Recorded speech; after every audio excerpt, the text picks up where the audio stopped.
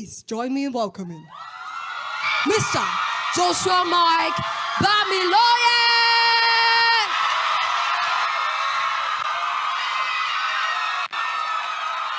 All right.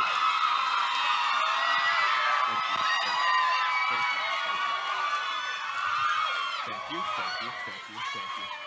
How is everybody doing? How is everybody doing? How is everyone doing? How is everyone doing? Thank you. All right. The countdown has begun. How is everybody doing? All right, so first of all, thank you for the honor. I want to talk about the audacity to impact the world, all right? And I'm going to be talking about a little boy. Spoilers, the little boy is me. All right, so this little boy is a creative enthusiast, always interested in visuals, drawing, images. In fact, I was the kind of person that was terrible when it comes to reading books. So if you need someone to advise you about reading books, I'm not that guy. In fact, when anybody bought me a book back then, what I checked, first thing I check is, are there any, and if there is no picture.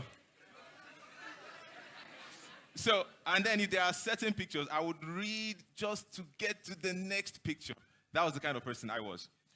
All right, so I was this creative person, always drawing, and my parents discovered that about me. And, you know, they were so generous to get me drawing books, markers, and stuff. Why did they do that? At least so I don't disfigure the walls of the house. So they channeled my passion into those tools, all right?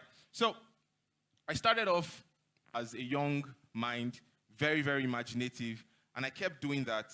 And the reason why I'm telling us this story right now is so that we can understand 5 things that we need to do in order to impact the world. And those 5 things will be embedded in my story, all right? So the first thing is to discover your interest and passion. Discover your interest and passion. These are illustrations I did back when I was much younger, always drawing. That was my interest, that was my passion. My parents saw that, and they pursued that for me. You know, they gave me that platform to draw, to paint, you know, to be expressive. So the first thing to do if you want to impact the world is discovering what your passion is. What are the things you find interesting? There's a saying by a Chinese philosopher in 500 BC. The Chinese philosopher's name, guess what his name is? Confucius. I'm not even joking. That was his name. That's his name. So he said, choose the job that you love, and you never have to work for the rest of your life. Now, from my experience, I'm doing something that I love, and even in that, I feel stressed out a lot of times. I feel overwhelmed, especially when there are deadlines. How many of us understand what I'm saying? It's something I love, but I'm still stressed. Now, imagine if I'm doing something I'm not even interested in. That would be tragic. So if you want to change the world, it's not by doing something that you are forced to do. It's not by doing something that everybody is doing. It's by doing something that you have passion and interest for. So let me continue. Now, as I continued drawing, I discovered something. My father bought a desktop. This was far back as 2004, 2005. And I saw a desktop for the first time. And the first thing that came to my mind was, how can I use this? And I discovered an app, a software in the Windows desktop. It's called Windows Paint. How many of us know Windows Paint? 2005. Some people So yeah, I discovered Windows Paint. And then that was my introduction into graphics drawing, graphics design. And I had a very giant mouse. You know the mouse with the ball inside? Yes. How many of us have seen a mouse with a ball inside? I'm surprised. You know, I've not seen that in a very long time. Anyway, so I started drawing using Microsoft Paint and developed in secondary school. And I grew again into using CorelDRAW. We all know CorelDRAW. And now, from there, ending of secondary school into the university 100 level, I discovered Photoshop. All right? Now, the next point I will bring in this area of my story is after you've discovered what your passion is, you've discovered what your interests are, chase after the knowledge. Learn how to learn. I know it sounds weird, but what am I trying to say? Discover how you can grasp the knowledge you need to grab. Different people learn in different ways. For some people, they just need to watch the tutorials. That's my kind of personality. I just need to watch the tutorial, follow the process, and that's it. So learn how to learn. Another way you can learn how to learn is by doing the task. Now, you can grab as much information as you can grab. You can grab as much knowledge as you can grab. But trust me, it does not stick into your mind until you practice it, until you actually do it. So for someone like me, I gave myself a lot of tasks, a lot of assignments. When I got into the Photoshop terrain, I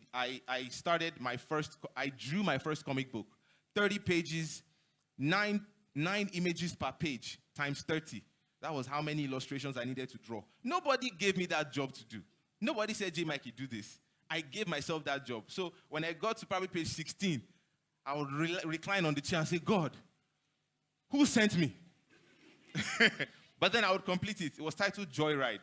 And I finished that story. So that was Photoshop. So when you want to learn, the best way you can learn is to give yourself tasks. Don't wait for people to give you tasks. Some people only wait for school assignments. Some people only wait for school projects. Back when I was in school, during the long holidays, I was in Bowen University, and in the long holidays are usually pretty long, about 4 months, sometimes 5 months. And that's a time where many people are like, yes, it's time for me to just relax. It's time to chill. But for me, it was time to create. It was time to learn something new. It was time to develop my craft. So I ditched video games by the time, ever since I left primary school, I ditched video games. And in secondary school too, I was no longer playing video games. By university, I was more about how to develop this craft that I had. All right? So moving on from Photoshop, the knowledge didn't stop there. I went into video editing using Adobe Premiere Pro. And I started editing about 300 level, entering into 400 level. And guess what I did? Just what I said. I gave myself the challenge. And what was the challenge? The university at that time didn't have a documentary. And I gathered my friends together and said, let us shoot our documentary about Bowen University. And I just learned how to edit. But how do I make the knowledge stick? I edited a documentary. It was a mess. I have to confess, it was a mess. I still have that video to today. But when I look back at that work, which brings me to the third point, celebrate every progress. Celebrate every progress. I went into Premiere Pro after Photoshop. Oh, I didn't mention that when I started learning Photoshop, I started doing photo manipulations. Can we see any of the photo manipulations? Yeah, that was the task I also gave myself. I was able to do 50 of these photo manipulations. Anyway, so I challenged myself. Let us do this documentary. I started doing this, and the third point I said is celebrate every progress. How do I celebrate my progress? I look back at the things that I've done and compare them to what I'm doing right now. The only people you have to compare yourselves to is yourself. Now, principles can be the same, all right?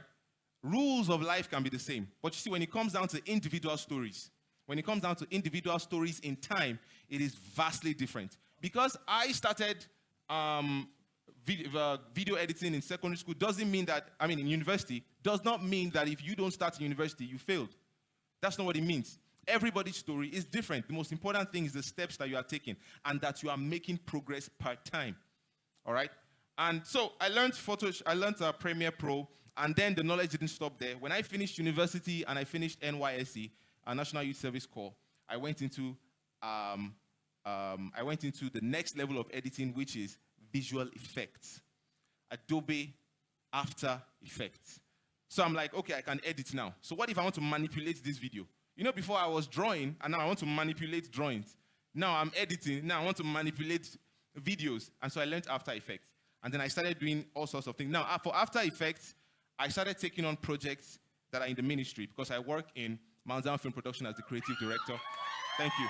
And so when movies came out, Mount Zion movies, for example, when a movie came out and then an effect was needed, I'd be like, oh yeah, I got it. I want to do it. And then I would watch tutorials. Oh, we want to bring out fire from somebody's mouth. How do I do that? How do I bring out fire from someone's mouth? How do I make fire spark in someone's eyes? How do I duplicate myself? This was something I had to learn. The imagination was there, but I needed to chase the knowledge. I had the passion, but I chased the knowledge. So I watched tutorials about how to do these things. How many of us know Jay and Josh series? Jay and Josh series came about by research. I had to research on how to split screen such that I'm talking to myself in a video. Now, at first, that was like a wild imagination. How do I accomplish this? But after doing research and gathering the knowledge, I was able to come up with this. Now, the fourth point I'm going to talk about is having a good support system. So what do I mean by having a good support system? You see, when you're on your journey to impacting the world, you cannot walk alone. You cannot do it alone. Part of the support system I had, or the support system that we have, let me mention everything first of all. Friends, families, professionals, all right, and colleagues. What do you need these people for? You need these people for the emotional support. You need them for advice and guidance. You need them for encouragement. Who doesn't like encouragement here? Who doesn't like encouragement here? Nobody. And then we need them for the physical support. So my parents did a fantastic job. You saw the first drawings I did. Those were not the worst drawings I did when I was young. They were horrible ones I did. And I showed my father. And my father would say, wow, this is awesome. And I'll be there like... And then I believed him 100%. But when I grew older and I went back to those drawings, like, man, he lied. This is horrible. But they never said that. So what did they do? Boosted my confidence. So each time I did any drawing, the first person I would show, father, mother, my siblings, they gave me that emotional encouragement. And you know, for someone who does a lot of things, I was overwhelmed a lot of the times, so I had to go to these people and they would advise me. My father would say, don't worry, when you want to do this, do that, do this, do that. And even in my professional career, there are many people that I had gone to in music, in animation, in Photoshop. There are people that I've connected with, getting one or two things from them to help my journey. So you would need, so if your friends are people that don't believe in your work, they don't believe in your vision, they don't believe in your goals, you have to change your circle of friends. You have to change them. If your friends are people that do not discuss your goal with you, not because they don't believe it, but they don't care, I'm telling you, that is going to be a tough journey for you. Because when you need to share your ideas, you know, sometimes when you share ideas, they become real to you. When you have a little idea and you just discuss with someone, as you are discussing, it will be making more sense. But if your friends, you're going to come to your friends and say, I have this idea, and friends are like, drop that stuff. Did you watch the match yesterday? So what am I saying? Your support system, surround yourself with a good support system.